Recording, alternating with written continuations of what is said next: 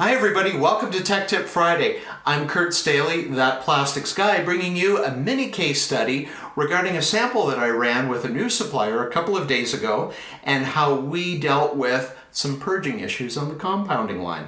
So the line in particular that we were running had previously run a black. We were going into a sample that had no colorant in it. So not exactly the best transition that you want to do, but hey, that's why I sell Fresh Start Purging Compound. We put 2 bags of compound through the line and it did its job. We started with all the black that was left over from the last run. It transitioned to progressively lighter shades of gray till we got to the purge compound's inherent white appearance. So we were happy with that, but I was under very strict instructions from the customer not to allow any of the high density polyethylene that the purge is based in to cross-contaminate with the linear low density polyethylene that we were running the master batch sample in. And linear low density, it's very, very common for a master batch carrier. So that's fine. How do we do that? Well, we have to put a protective firewall in between the two materials. And for that, we chose very simply to pale in some straight linear low density polyethylene. So how did that work coming out of the extruder? Well, as I mentioned, the purge compound, when it's clean, it's a natural state, if you will, it's white. So we could see that coming through the extruder. And then as the linear low density came through, polyethylene has sort of this quasi-translucent look to it when it's melting. We ran, as I said, 2 pails of that. So I don't know, maybe 15 pounds, something like that.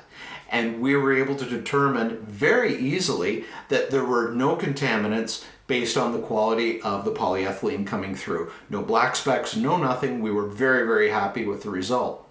Once we had done that, we stopped the extruder, we paled in the sample, turned the extruder drive back on, and then we just waited for the unfilled polyethylene to finish, and then we cut into the sample. And when we were happy with the sample coming out of the extruder die head, which was very quickly, I mean, it did its job, this firewall, we took the strands coming out of the extruder, ran it through the water bath, put it into the pelletizer, and started to collect our sample. So that firewall protected the cross-contamination, and that's really the point that I wanted to make, and maybe you can use this technique on your shop floor. Say, for example, you're transitioning from one material to another. Maybe it's an expensive engineered resin or a pre-colored material. That's a great example.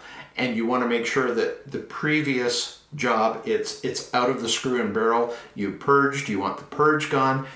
If you're running, say, a pre-colored polycarbonate, take some natural polycarbonate and run it through. Use that to get rid of purge compound or anything else coming through the screw and barrel. Then transition in to the next material that you're running, which is presumably, could be a more expensive product. Nothing you'd want to waste at any rate. But you've created that firewall between the old and the new. So keep that technique in mind as you do your battle daily on the shop floor, and stay tuned for a long-form podcast coming out on Monday where I do a deeper dive on this particular trial because I think there are a lot of good learning points and I want to pass them along to you. So until then, have a great Friday, a great weekend, take care, and we will talk to you soon. Thanks so much. Bye-bye.